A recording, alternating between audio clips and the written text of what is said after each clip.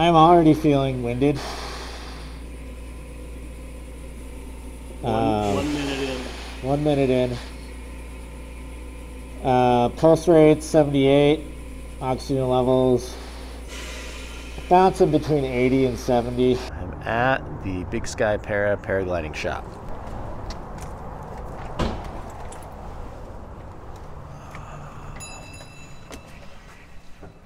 I'm here with Dale Covington, owner of the Big Sky Paragliding Shop in Salt Lake City, Utah. Big Sky Paragliding's repair and retail facility is 5,000 square feet of teaching area and repair space. You can open up full-size gliders for repairing them.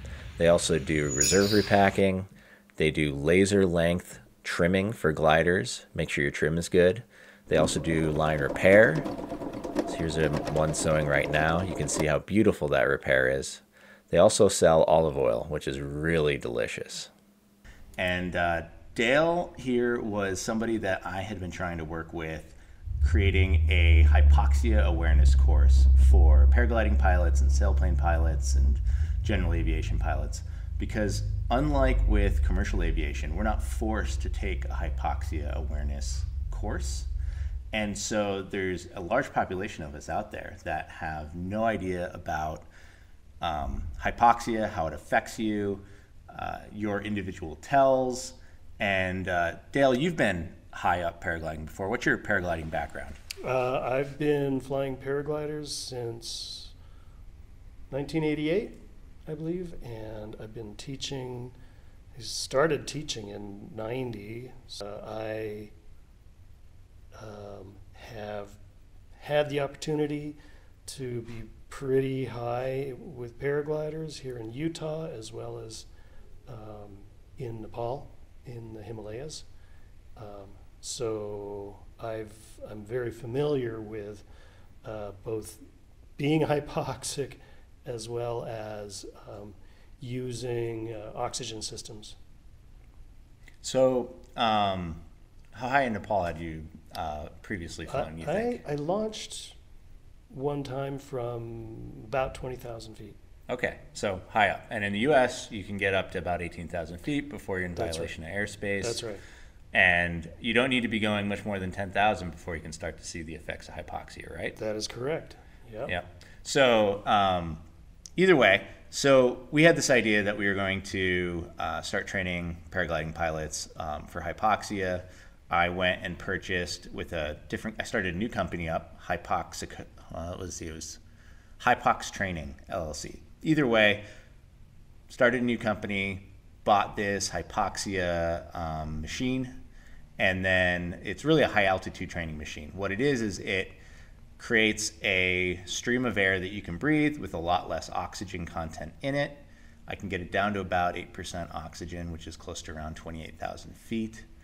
And I essentially, since I'm a general aviation pilot, in addition to a paragliding pilot, I'd always heard these stories about how somebody would be like, oh, I had a friend that was a pilot for skydivers, and he never used oxygen. And one day he decided he was going to start using it and realized that he'd been only seeing in black and white all these years whenever he would be going up to 14,000, 15,000 feet to drop off the skydivers.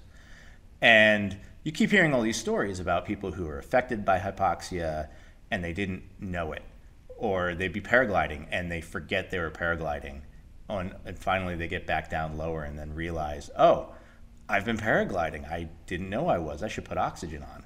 So this is all about teaching people, training people to realize that you need to use oxygen, you should use oxygen, knowing your tells so that if you are being affected by hypoxia, you should put it on right away.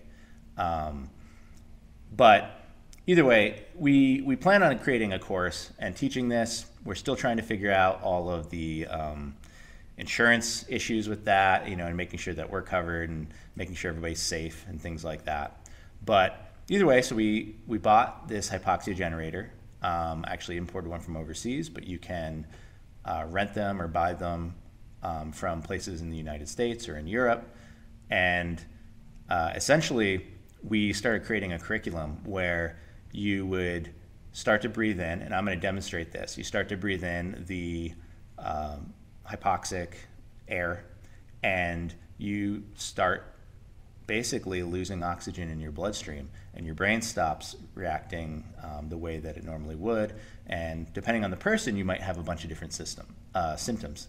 So let me go over the symptoms that you might see when you become hypoxic. So here's a sample of the sheet that we had come up with. And this is kind of like our test sheet for people going through this training, where every single minute you would take your blood, SpO2, blood oxygen level, your heart rate, and then if you start to note any symptoms, you note them down. So hypoxia symptoms typically are the same for each, well, they're consistent for each person. So if I have 3 hypoxia symptoms, whenever I get hypoxia, typically I'll have those same 3 symptoms, but somebody else might have 3 completely different symptoms. It follows the person versus, everybody doesn't just have the same type. So headache, change in vision, unexplained tiredness and fatigue, confusion, euphoria, inability to concentrate, blueness of the lips and fingertips, pounding in the ears, impaired decision making, breathlessness, excessive yawning, impaired cognitive performance and motor skills, so thinking skills and movement skills, and loss of consciousness. So, of course, the loss of consciousness one is like the worst that you'd hopefully encounter. But in general, like for me, and I'll demonstrate this, I know I typically get headache, confusion, impaired decision making. I don't have a good ability to concentrate. And also my muscles start to tense up a bit, and they don't move as easily or as quickly as they used to, almost like I have a lactic acid buildup. So Dale and I actually had met with a couple of the leading physicians in hypoxia training, and we got some warnings from them. They said that in general this is very safe. However, there are some things to consider. One is there should be absolutely nobody who is a smoker taking this, because you will have carbon monoxide and built in your system. Built in your system. Your blood oxygen sensors do not detect that. They will show that you have okay blood oxygen levels, but it doesn't take into account the number of red blood cells that are busy handling carbon monoxide. And so because of that, you essentially can, I don't know if it's not suffocate, but you're going to not have enough oxygen for your body because of those carbon monoxide. Well, the true oxygen level does not show up with the pulse oximeter. Right. Yeah. So we have a pulse oximeter, and that's kind of like a nice to have, but there's a lag or a delay in its readings. And so you will see readings, but like it's going to be delayed either on the leading end or the trailing end. So if you are, have a blood oxygen level of 70, it might take a while for it to start showing you that 70, and you'd be affected by it already. If you take off your oxygen, the hypoxic mask, it may show you still have a low blood oxygen level, and it may lag in showing you that your blood oxygen level has increased in your bloodstream. So definitely one thing that we always have around when we were trying this was an oxygen system. So that way, if we needed supplemental oxygen after trying this on ourselves, we would have it available. Having 911 on speed dial, right? Like having this is things that we were going to do, setting up this as a course for people. We were going to have a AED on site, CPR training up to date. Everything that we're talking about here, none of this is given as medical advice. We're just basically saying don't try this at home, but this is kind of how we were thinking of structuring our course. And all this still has to get worked out with an insurance company and whatnot. The risks overall are very, very low that somebody actually would have a complication, but it's not zero risk like anything, especially like in flying, right? There's always some risk, but we try and mitigate it as much as possible. So with that in mind, essentially, knowing that we have these symptoms that we can identify, knowing that we can expose ourselves for like 5 minutes up to a 80%-ish blood oxygen level, then we should be able to write down our symptoms and then have those in our back pocket whenever we're out flying, knowing, okay, if I experience these things, I need to take a self-assessment. Am I having hypoxic symptoms, or is something else going on? So for example, a lot of times my fingers will start to get numb when I'm flying. And is that because I have a wrap on my brakes when I'm flying and I just have low circulation? Or are my lips also starting to get tingly and I'm actually getting hypoxic, right? So these are all things that are very important to consider, because just because they're having a fun time up at 13,000 feet doesn't mean that you shouldn't suddenly get oxygen on or go down, right? Better safe than sorry. We need to make good decisions, and that's all about flying, is good decision making.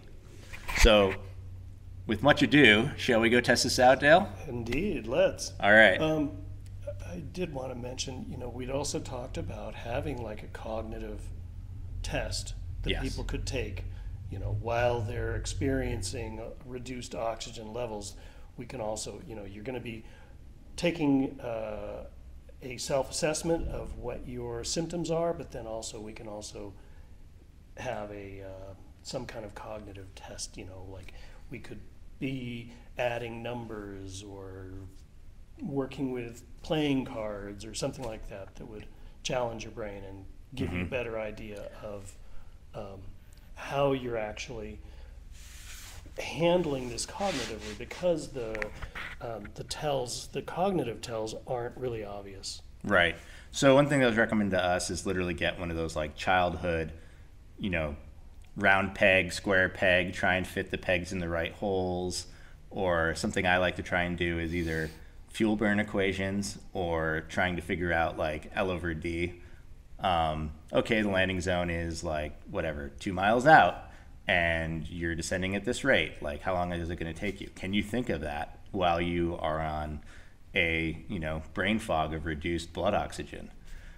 Really helps you figure out if you can do that cognitively. Some people probably can't do that even with full blood oxygen, but we won't get into that here. So that's a great point. All right, so I'm going to show you guys the machine that we have, and then we're going to use a oxygen meter to double check that it's outputting the right amount. Here is our hypoxia generator, basically, and it's got a switch here, turns it on, a whole bunch of lights to tell you if things are working, but essentially you've got the oxygen level determined by a couple things. You've got a flow meter, and then you've got this valve here.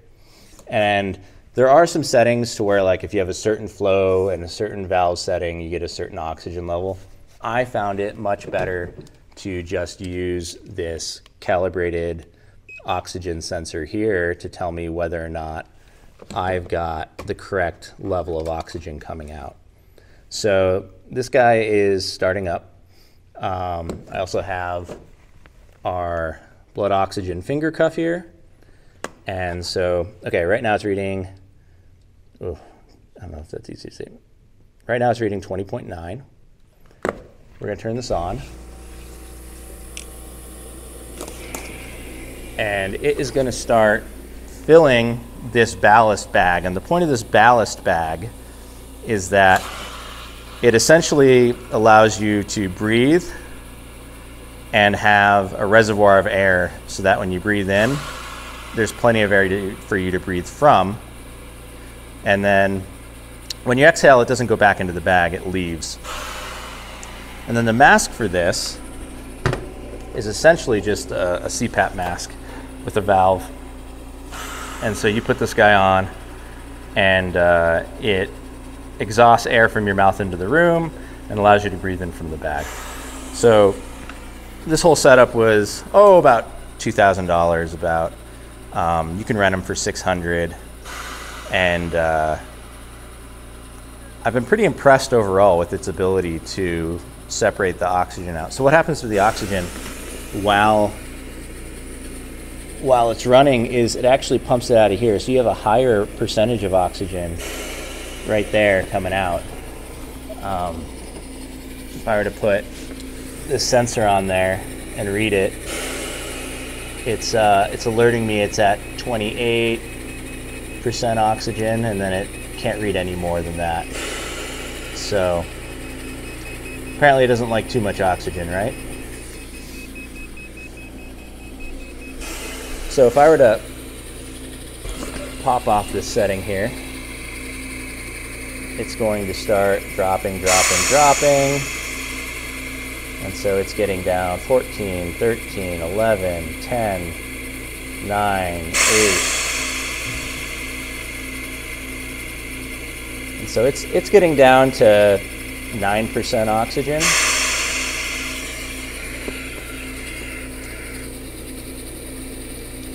So since all the oxygen that's being removed is being pumped out here, the oxygen in the room itself isn't changing, just on the user wearing the mask.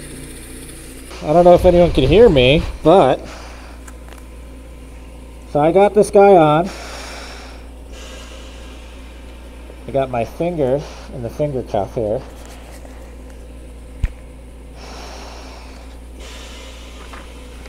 And already it's reading at 87%. Well, I'm getting hypoxic. This is a great time for you to subscribe to my channel. Whew, I'm already feeling winded. I'm down to 70%. I got this set really high at, 9% oxygen. Which is equivalent to About 28,000 feet. yeah. But knowing my symptoms, they're going to be the same if I'm at 20,000 feet versus 28,000 feet. This is just bringing me there quicker. I'm already feeling winded. 1 minute in. 1 minute in. Pulse rate 78. Oxygen levels bouncing between 80 and 70. Hey, I mean it. Did you guys subscribe? Please do. Thanks. I feel like I'm having a slight hard ability to communicate. Not communicate, concentrate. Wow, okay, that's a good sign. Yeah, right there. I need something to think about here. Give me a math problem or something. How much chuck would a woodchuck chuck if a woodchuck chuck could? 3 pallets. 3 pallets of wood. Okay. All right, let's do this. So, if I'm on glide and I'm dropping at what's a common glide? 200. Let's say you're on glide with a 200 foot per 200 foot per minute sink rate. Okay. And you are at 5,000 feet AGL with. Okay. How many minutes is going to take you? With 5,000 feet AGL, so I'm going to lose 1,000 feet in every 5 minutes. Is that right? Feet per second. No, 200 feet per second, not minute. Is that right? Is that what you said? 200 feet. No. Per second would be too quick. Yes. Per minute. Well, if it was 200 feet per minute, that's too slow though. How long is it going to take you to hit the ground? All right. Yeah. 200 feet per minute. 200 feet per minute? How many minutes will it take you to hit the ground? 5 minutes per 1,000. And then I've got 5,000. So 25 minutes? Yay! You got it! Oh man, that was really hard to think about. Alright, I definitely feel like some confusion. Do you notice that you're having the same tells that you normally do? I don't know. I feel like my lips are slightly tingly. I'm at around 79% oxygen, blood oxygen level. Look at your fingertips. I They are this. I just noticed it does look a little bit purple. It's a little bed. The nail bed is a little bit purple. Little purple in the nail beds. I feel like if I press on my finger, it's coming back kind of slow. If I do some squats, I'm sure I'll feel like I want to faint. Pass out. Yeah, We'll don't do see that. here now. Don't do that. Little squats. What time are we at? Here, hold this. All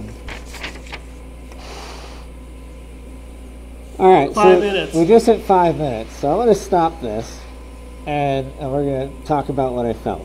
I feel really lightheaded after just getting over there. So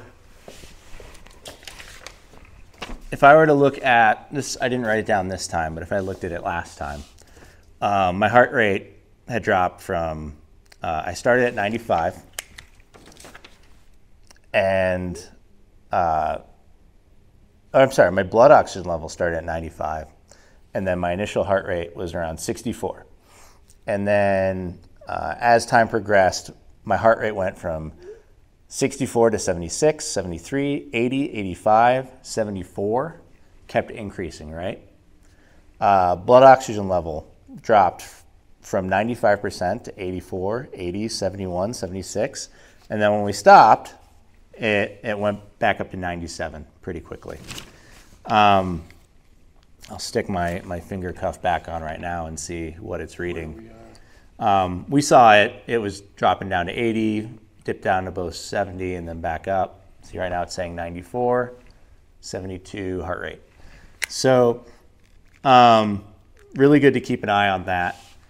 The big thing though was, again, confusion, feeling almost, I don't know if you've ever had a panic attack. It almost feels like a panic attack in terms of like harder breathing.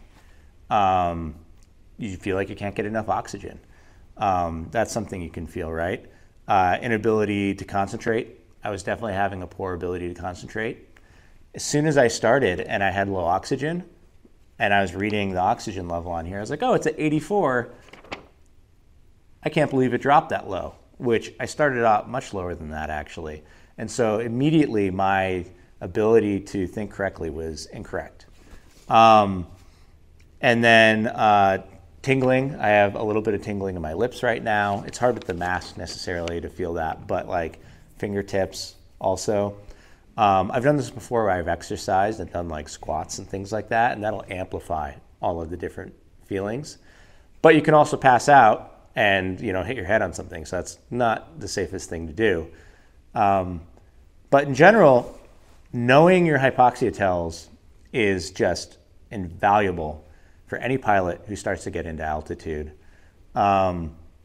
In general aviation, you're not supposed to go above 12,500 feet for more than half an hour without oxygen, even up to, you can go up to 14,000 feet before you have to put oxygen on for airplanes. In my opinion, that's a long time. And knowing these tells is important so that you know if you need to get back down. Maybe you don't need to cross that mountain pass and you need to turn around and go back the way you're coming and realize that you need oxygen. Your body is also super more sensitive to hypoxia based on your diet, your hydration. If you were drinking and hungover, anything like that, you're going to be, if you slept well, you're going to be way more likely to have hypoxia if you were out drinking the night before than if you were well hydrated and rested. What else, Dale? What else am I missing here? I don't know. It seems like we covered it pretty well. So I want to thank Dale for lending us his shop to do this video, and really he's been helping me in my whole paragliding journey, which has been amazing. And he's got a great repair facility here. I mentioned that earlier, and really just top notch all the way. So I want to thank you, Big Sky Paragliding. Thank Yep. you. And well, I hope to see you in the skies. I'm looking forward to it. All right. Thanks. Thanks for watching. Hopefully that video was useful for some pilots out there. I know it was super useful for me. to get a hold of the machine, to learn about my tells with hypoxia so that I can be aware of it. And a couple more things. One was I didn't talk about, sometimes you get what's called a hypoxic hangover. If you go and you do the testing, essentially you can have a headache for a few days afterwards. That happened actually with my friend Dale. He ended up getting a hypoxic hangover for a couple days after doing some of the testing. And then also just, again, you know, none of this is advised to do on your own. The FAA does offer it for general aviation pilots that have a Class 3 medical. For paragliding pilots, you know, you can rent these things on your own for altitude training. But if you undergo this testing, well, you know, you're taking on that risk yourself. So either way, nothing I have given is medical advice by any means, and don't take it as such. But I do hope that at least people are aware of hypoxia after this video if they haven't been, and they, you know, go and seek out some way of eventually figuring out what their hypoxic tells are in a safe manner. So please like and subscribe, and I will see you guys next time. Thanks.